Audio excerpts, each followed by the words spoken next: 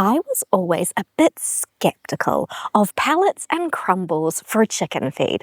To me, bagged feed just seemed like processed food for chickens.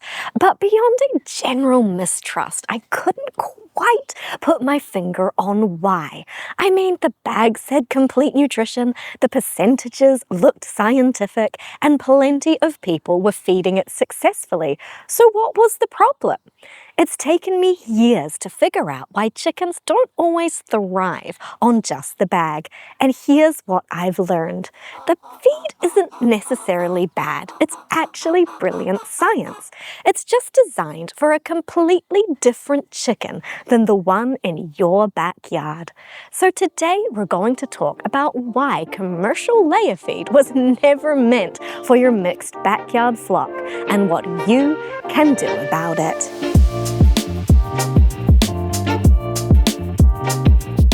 Let's start with what commercial poultry nutrition actually studies, because this is where everything begins to make sense. When researchers formulate layer feed, they're studying very specific conditions: climate-controlled barns, precise temperature, precise humidity, precise lighting schedules. Uniform flocks, same age, same sex, same breed, all at the exact same life stage. So from point of lay to culling, everything is the same. No individuals here. These birds have minimal movement. We're talking a few square inches of space in a cage, or maybe a barn where they don't have to move much to reach feed and water.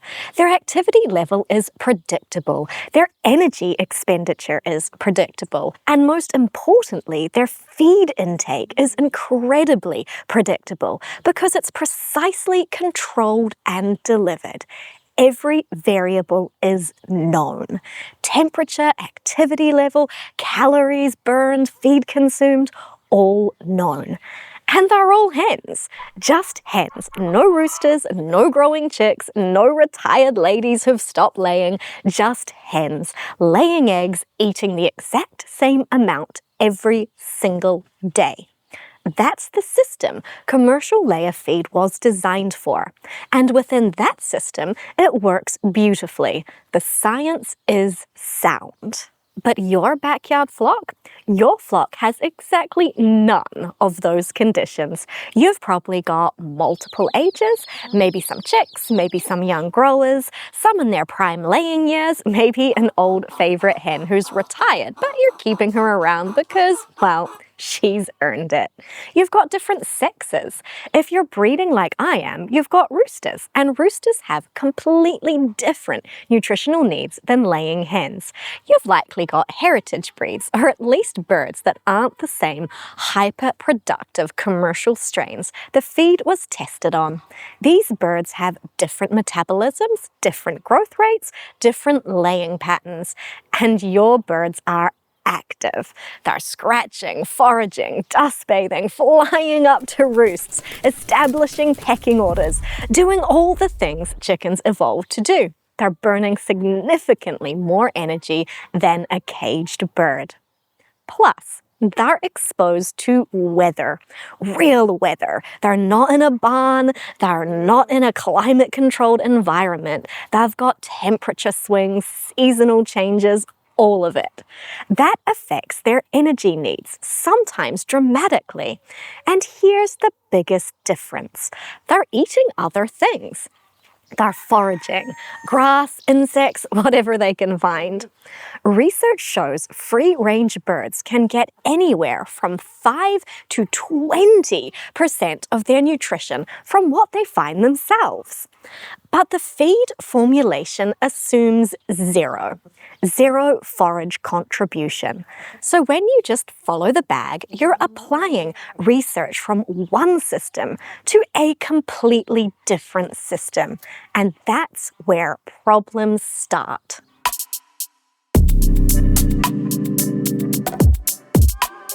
Let me give you the clearest example of this disconnect: calcium. Layer feed typically contains 3.5 to 4% calcium. That's a lot of calcium. And there's a good reason for it. If you're a hen building an eggshell every 25 hours, you need massive amounts of calcium. It's one of the most calcium-demanding processes in the animal kingdom, relative to body size. Commercial operators only feed layer ration to birds that are actively laying. When birds are growing, they get grower feed with about 1% calcium. When they're done laying, they get culled. There's never a rooster in sight, so that 4% calcium is fine. Everyone eating it needs it. But what happens when a rooster eats that much calcium long term? Or a growing chick? Their bodies try to use it. Calcium doesn't just pass harmlessly through. The kidneys have to process it. Over time, they can get kidney damage, they can get gout, they can get all sorts of metabolic problems. The Alabama Cooperative Extension actually has a caution on this. Laying mash should not be fed to chicks or growing poultry because the high calcium level may cause growth problems, kidney damage, or death. So, not great. But here's the thing. Commercial poultry research doesn't study this problem because commercial operations don't have this problem. They segregate by age and sex. The research never needed to solve for what if roosters and chicks are eating layer feed, because in the system they're studying, that never happens. Now, I know what some of you are thinking, but my rooster eats layer feed and he's fine. And yeah, plenty of roosters do eat layer feed and survive. My roosters eat some layer feed. Some birds are more resilient than others. But not dead isn't the same as thriving. And why take the risk when there's a better way? The feed industry came up with a solution: all flock feed. Lower calcium, usually around 1 to 2.5%, moderate protein. Problem solved, right? Not really. All flock is a compromise. And here's the tricky thing about compromises. They're often optimal for no one. And here in New Zealand, you generally can't even get all flock. You'd have to pick something like a grower feed instead. All flock doesn't have enough calcium for peak layers. Your hens in full production might struggle with shell quality. You might see thin shells, soft shells, because they're just not getting enough calcium to build a proper shell every day. But it's still more calcium than roosters and growing chicks actually need. It's better than straight layer feed, sure, but it's not ideal for them either. And it usually has lower protein than laying hens in full production need. Most all flock feeds run around 14 to 16% protein. When you're actively laying hens could benefit from 18% or more, especially if they're active and foraging. So all flock is the one-size-fits-none solution. It's not bad, don't get me wrong, it's way better than feeding only layer ration to a mixed flock, but it's still trying to solve a commercial problem with commercial thinking. One feed for everyone because managing multiple feeds is complicated. But your backyard flock is already more complicated than a commercial operation. You've already got all these variables, so why not lean into that instead of fighting it? There's another big assumption built into the development of commercial feed, and that's activity level. Research on cage-free systems shows that birds with freedom to move need 5 to 15% more energy, and that's just chickens that are cage-free inside a barn. If they're actually ranging outside, some studies show they can need up to 30% more energy, especially in challenging weather. Think about what your chickens do all day. They're walking around, scratching, flying up to roosts, chasing each other, foraging. A caged chicken may take maybe 10 steps a day to reach feed and water. Your chickens might walk hundreds of meters. All that activity burns calories, but the feed formulation is based on minimal activity. And then there's forage. Your chickens are eating grass, eating insects, finding seeds, catching bugs.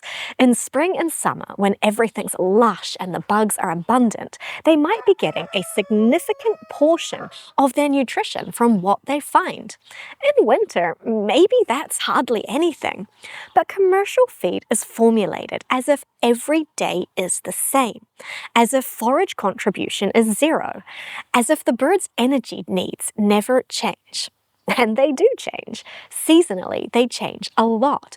A hen eating the same amount of feed in winter and summer is probably underfed in winter and overfed in summer because her activity level and what she's finding to eat are completely different. None of this is the feed company's fault. They're solving for the system they're designed for. But it means you can't just follow the bag and expect optimal results.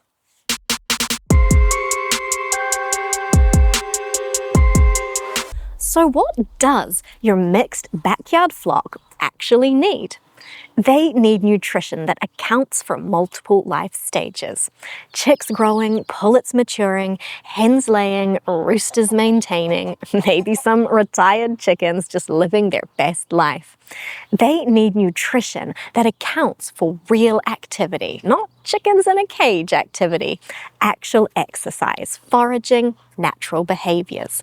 They need nutrition that flexes with the seasons, more energy in winter, adjustment for what they're finding on their own in summer. And they need choice. Because here's something interesting that research shows. Chickens have selective feeding behavior. Given the choice, they'll pick and choose to balance their own nutrition, and it seems like they do a pretty good job of it.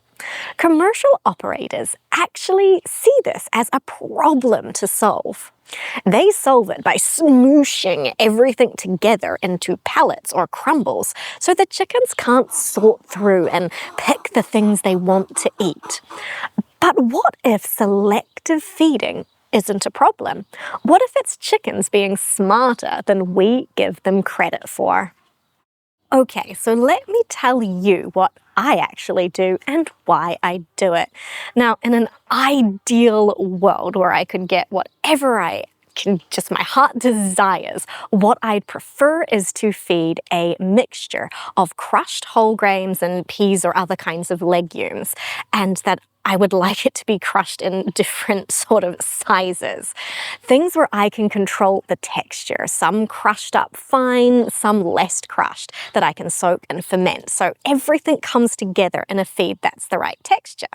Then I could adjust the protein up or down depending on the season and what my flock composition looks like. So that would be more protein in winter, more when I've got growing chicks, or less when everyone's just in maintenance mode. But here's sort of the unfortunate reality. Getting exactly that type of feed is really challenging. It sounds simple, just grind some grains, but the texture matters more than you'd think. Too fine and it doesn't soak well, turns into mush and you get wasted feed. Too coarse and it doesn't hold anything together, it's just water and grains. You want that sweet spot where some of it's crushed for immediate dry mixing and some of it's whole enough to soak overnight, but it's really, really challenging to find exactly what I want without having to go to a bag of pellets. So I work with what I can get. Right now, that's a mix of layer pellets and grains from a local supplier, and I have it here as an example. And it comes already mixed, so it's saving me some time. And I've had to change what brands and suppliers I use as different feeds become unavailable or prices rise too much, and my current supplier delivers the feed every month right to my house. When you've got a lot of balls in the air and life is busy, sometimes good enough and convenient beats theoretically perfect but impractical. With this feeding system, I do have to provide different feed for broody hens with chicks for a few weeks after they hatch. That's easy enough to manage because in a free-range situation where the hen has a choice, the chicks don't eat very much commercial feed at all. But the key is understanding the principles well enough to supplement strategically. So I'll talk about what I do to change up just this basic feed to make it better fit my flock.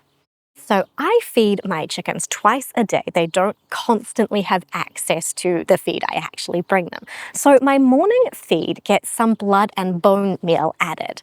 Just a small amount, so it's about half a cup, and that's to go to around 30 chickens. So it's not a huge amount, just a little bit into their feeds. And that gives complete animal protein, the kind chickens are actually designed to eat. And here's the interesting bit. It does contain calcium, but it comes with phosphorus in the ratios you'd find in actual bones. That's very different from isolated calcium in the layer feed. It's closer to what they'd get naturally if they went and caught a mouse or a lizard. I like to always have a feed that has whole grains in it. So this feed is great because it's already got them in it and I don't have to mix bags together. So it's a really good cheat for me. But I like to have the whole grains so the birds can regulate their intake through that selective feeding that we talked about. They can choose what they need. So the roosters can eat the whole grains and avoid the pellets if they don't feel like it. They all like to jump in there and grab the little corn first. That's their favorite. So they can choose what they need. And here's the really, really important bit when you're sort of putting different bits of feed together to match up with a mixed flock. Having free choice calcium. So that's oyster shell or limestone available separately from the feed all the time. So you're not mixing it in with their feed. It's in its own separate little dish. So here I've got oyster shell because that's really available to me. Here I live on an island, but limestone is also fine if that's more readily available to you. And this solves the calcium problem completely. Hens that are actively laying and building shells every day, they eat it and they take what they need. The roosters, they mostly ignore it. Growing chicks, they don't eat any of it at all. The birds self-regulate. You're not forcing calcium on chickens that don't need it, and you're not limiting it for the chickens that do. This works because now I understand what the bagged feed assumes versus what my flock actually experiences. The feed is assuming all chickens are eating the exact same amount every day. Zero foraging or exercise, all the same age, all hens, all laying in a climate-controlled environment. My flock has exactly none of those conditions. So I use the feed as a foundation and then bridge the gaps.